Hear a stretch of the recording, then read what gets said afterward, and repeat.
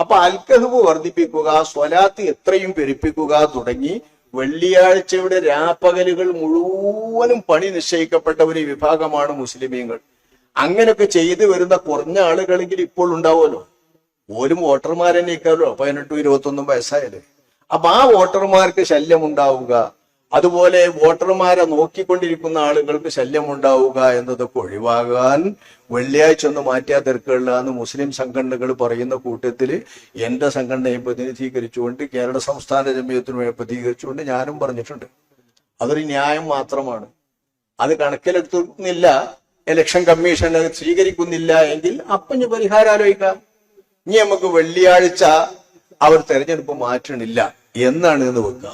അപ്പൊ എന്താ പരിഹാരം എന്ന് ചിന്തിക്കണം. അതിനുണ്ട് മൂല്യന്മാര്, മനസ്സിലായോ?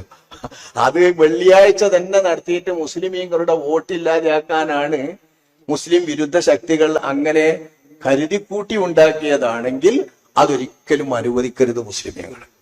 മുസ്ലിമീങ്ങൾ എങ്ങനെയായാലും വെള്ളിയാഴ്ച എല്ലാവരും വർഗീയ ശക്തികളെ തോൽപ്പിക്കുന്നതിന് വേണ്ടി, ശരിക്കും മതേതര ഭരണകൂടം നിലവിൽ വരുന്നതിന് വേണ്ടി പരമാവധി പരിശ്രമിക്കേണ്ടതാണ് ഈ തെരഞ്ഞെടുപ്പ്. ഈ തെരഞ്ഞെടുപ്പിനെ എല്ലാവർക്കും അറിയാലോ, പ്രത്യേകമായൊരു തെരഞ്ഞെടുപ്പ്, രാജ്യത്തിന്റെ തെരഞ്ഞെടുപ്പ്.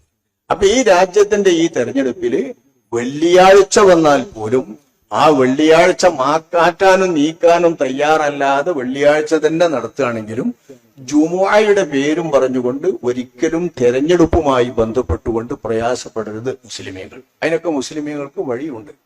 മുസ്ലിമീങ്ങളെ സംബന്ധിച്ചിടത്തോളം ഏറ്റവും പ്രധാനപ്പെട്ടത് ജുമുഅ എന്ന് പറയുന്നത് തെരഞ്ഞെടുപ്പിന്റെ സമയം, വോട്ടിന്റെ സമയം നോക്കിയിട്ടാണെങ്കിൽ അതിനൊക്കെ വളരെ ലളിതമായ മാർഗങ്ങളുണ്ട്. ഒരു സമയത്ത് ഒരു കൂട്ടർ നിസ്കരിച്ച് പിന്നൊരു കൂട്ടർ തവണയായി പിന്നൊരു ജുമുഅ നടത്താനും കൂടി പറ്റുന്ന കൂട്ടരാണ് നമ്മൾ മുസ്ലിമീങ്ങൾ. അത് പ്രത്യേകമായി പറയുന്നവരാണ് നമ്മളിത് കാണിച്ചു കൊടുത്തിട്ടുള്ളവരാണ്. അപ്പൊ ഒരു കൂട്ടം ആളുകള് ഒരിക്കലും ജുമുഅ നടത്തി, ആ ജുമുഅ നടത്തിയിട്ട് അവർ പോയി, പിന്നത്തെ ഉദ്യോഗസ്ഥന്മാര്, ഏജന്റ് ബൂത്തിലെ പ്രവർത്തകന്മാര് ഓലൊക്കെ വീണ്ടും ഒരു ജുമുഅ രണ്ടാമോ നടത്തിയാണ്ട് ജുമുഅ തന്നെ ലഭ്യമാക്കാൻ വേണ്ട മാർഗമുണ്ടെങ്കിൽ അതിന് ശറഈൽ മാർഗമുണ്ട്.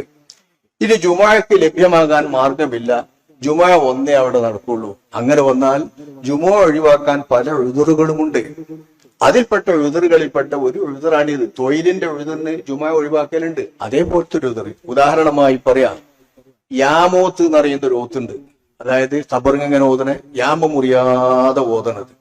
യാമം മുറിയാതെ ഓതണം എന്ന് പറഞ്ഞാൽ ഒരു സമയവും മുറിയാതെ ഓത്ത് ഇങ്ങനെ നടക്കലാണ് അതിന്റെ പണി. അതിന് പൈസയും കൊടുക്കും.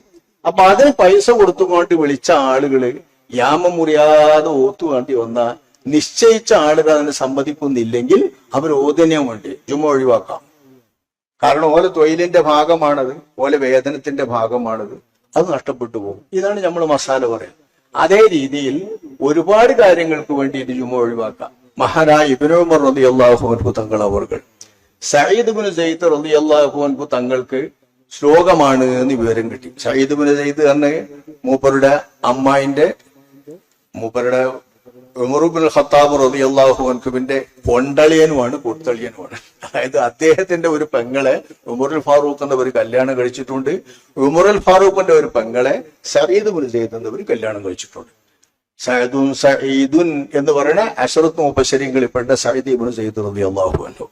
ആ സഈദ് ഇബ്നു സെയ്ദ് റളിയല്ലാഹു അൻഹുവിനിക്ക് സുഖമില്ലാന്ന് കേട്ടത് മൂപ്പര് നല്ലോണം ഉച്ചയായതിന്റെ ശേഷം സുഖമില്ലാന്ന് വിവരം കേട്ടപ്പോ മദീനത്തെ പള്ളിയിൽ ജുമുഅ കൂടുന്ന ഒഴിവാക്കിയിട്ട് മൂപ്പര് സഈദ് ഇബ്നു സെയ്ദിന്റെ രോഗം സന്ദർശിക്കാൻ പോയി.